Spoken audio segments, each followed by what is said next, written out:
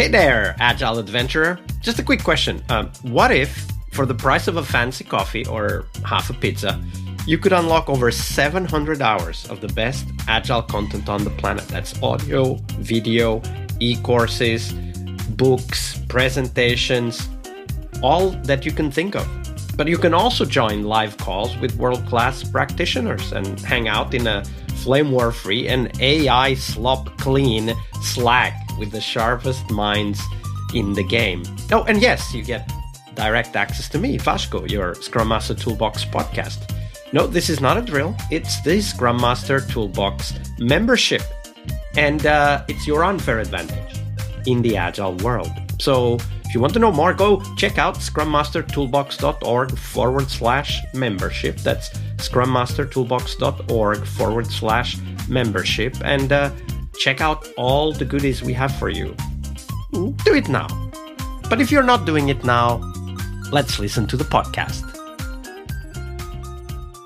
Hello, everybody. Welcome to one more week of the Scrum Master Toolbox podcast. And this week, joining us from beautiful Brighton in the UK is Steve Martin. Hey, Steve, welcome to the show.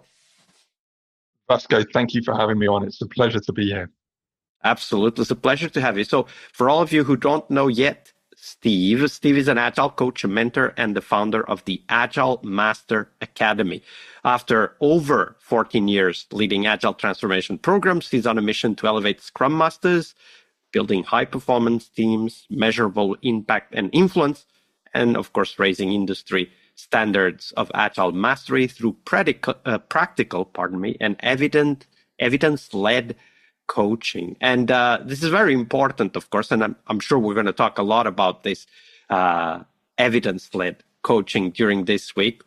But to start us off, Steve, tell us a little bit more about yourself and how did you end up becoming a Scrum Master in the first place? Well, Vasco, we're going back a number of years now. I actually had hair when I first started. I did too! Look at that! You did too. Not as grey as where I am now as well.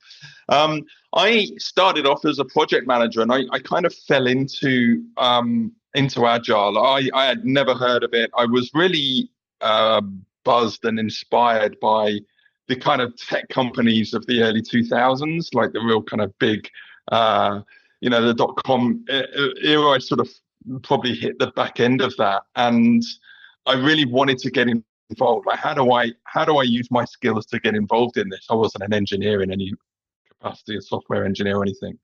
So I was a project manager working for a charity, and I just basically stumbled upon Agile, and this thing called Scrum Master came up, and I went into the Scrum Master course with Agile Bear, where it basically 2 days, and I learned. It was like I came home. I was like, this is amazing. Like, I've been in a career, in different careers for about 15 years by this point, and I had never seen anything like this. It was like a real light bulb moment. It felt natural to you, right? It felt natural, but it was also, I think, the fact that it was just so fluid. It didn't seem like there was any real angst, right? Where there was just like if you're working in a really bureaucratic organization, which is where I spent a lot of my early career, all you would see would be barriers, and everything just felt like such an effort.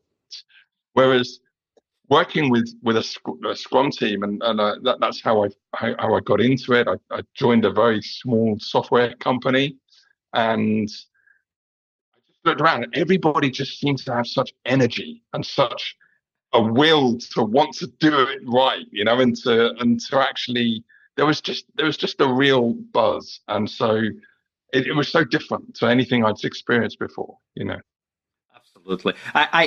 It feels familiar to me, that aspect of being a project manager and understanding. You call it the angst and the obstacles, like that. That's very, very much like project management felt back then, and it still feels today, because of course project management is unfortunately fighting against entropy, right? Like in Hitchhiker's Guide to the Galaxy, the Yes. universe tends to entropy. If you do nothing, it reverts to chaos, and that's how reality is. And imagine having to fight that all the time, right?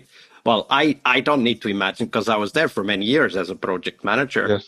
And in Agile, we have this approach where entropy is just signals, it's information. And that information is absorbed and handled by the system because the system is constantly adapting. And here, by the system, we mean the whole management approach, the engineering practices, all of that, right? Like, because Agile was born in the context of accepting that changes are coming, chaos is natural, and we need to have a system that adapts and thrives in that kind of unpredictability, right? I don't know if that's how you felt it, but that's how I translate it in my head, because I felt the same, right? I was famously a skeptical, and I've talked about that a lot here on the podcast. I was a skeptical of Scrum, I was a skeptical of Agile, but the first time I did a project, I said, God damn it, how could we even work in any other way? Yeah, I agreed. It's something I found, pretty much straight away was that real. It was almost like you're looking around and you're just seeing that where people would feel safe amongst this kind of structure and standards. And you mentioned about chaos and unpredictability. I think that's where we've been battling over the last few years. I think organizations tend to want to have that predictability. And so that's probably where we've been battling so much, because it still hasn't properly landed, right? And there's nothing wrong with wanting predictability. What's wrong is Yes. building processes that depend on it existing. And it being perfect. Yeah. And risk, so Steve, risk-free. well, I imagine that, through that realization, I'm sure you have some amazing stories to tell us. But of course, today's Monday here on the podcast. So we have the Fail Monday. And in Fail Monday, we focus on the things that didn't really go as we expected. Because even though Agile is adaptable and it thrives with unpredictability and uncertainty, the fact is that not everything works out the first time we try it. So we want to explore one of those stories, Steve. Tell us that story. We'll dive into the takeaways later, but tell us the story first. Yeah, well, I failed an awful lot in the beginning. And I tell you, the first couple of years I spent really hiding the fact that I didn't have any experience. And it was really difficult for me. I had no mentor. I had no one really sort of helping me embed what good. I didn't really know what good looked like at all. I was kind of trying to sort of fudge my way through it. And so I had plenty of failures of just basically trial and error and working through it. Luckily, I had some really good product teams, engineering teams that were very supportive of me, and there was a good culture and good atmosphere and environment there. Probably the failure that really stood out for me, it was really my early Agile coach career. So I moved into contracting and I started up as an Agile coach. And it was like one of the first teams that I worked with. I was a real purist when I started off as an Agile coach. I felt like there was Sounds familiar. It sounds familiar, yeah. Yeah, I felt like there was this army behind me, and like the Bible of the Agile guide, the Scrum guide was the thing that I would be carrying around with me. And it's like, well, no, it's not me you're listening to. It's this Bible, right? You've got to follow this. Don't challenge me on this, because this is how it's supposed to be. And of course, the problem with that is you're pushing against the tide.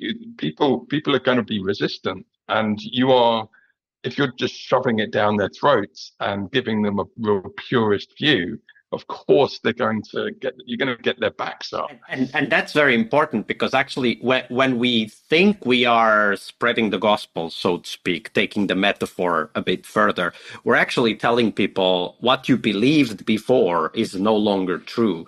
And what we need to accept is that everybody needs to get to that realization on their own. Like, they can't be pushed to that realization. Yes, of course, it's okay to preach every now and then. Everybody does it. Everybody, literally 100% of the people do it every now and then. But we can't be doing it all the time, right? Like, we need to understand the context and where it makes sense to go back to why this works, why that doesn't work, and instead try to help people solve the problems they're facing with. And actually, I don't know, that's how I solved it. How did you solve it, Steve, when you understood that, okay, this isn't going to work, this preaching and spreading the gospel isn't going to work? How did you change your attitude? Well, it took me a while to realize that that's what I was doing. I just felt like I felt the reason it wasn't working was them. It wasn't me. And so it took me a long time to really have that big self-awareness that actually I need to meet them where they are. I need to think in their shoes. This is what we preach, right? We say, think like the customer, right? You need to get into the mind of the customer. And that's exactly what you need to do with product owners, with teams, with leaders that you're working with. You need to get into their minds and understand the environment that they're in, have the empathy, almost build personas from them, so that you can then start to work with them better, really, and build a real strong relationship, so that you can bring them along rather than force them into it, So it took me a while to realize that. It took me a good couple of years. I tell you, it wasn't until I really started teaching about Agile and various different courses that I teach. It wasn't really until I started doing that I could work with teams and leaders on a slightly different level, a more deeper level, and start really empathizing where they are, what they're dealing with. And it comes with experience as well. Meeting people where they are, indeed. It's a very important realization. Thank you for sharing that, Steve. Well, as I say, I have many failures. We probably haven't got time to go through all of them.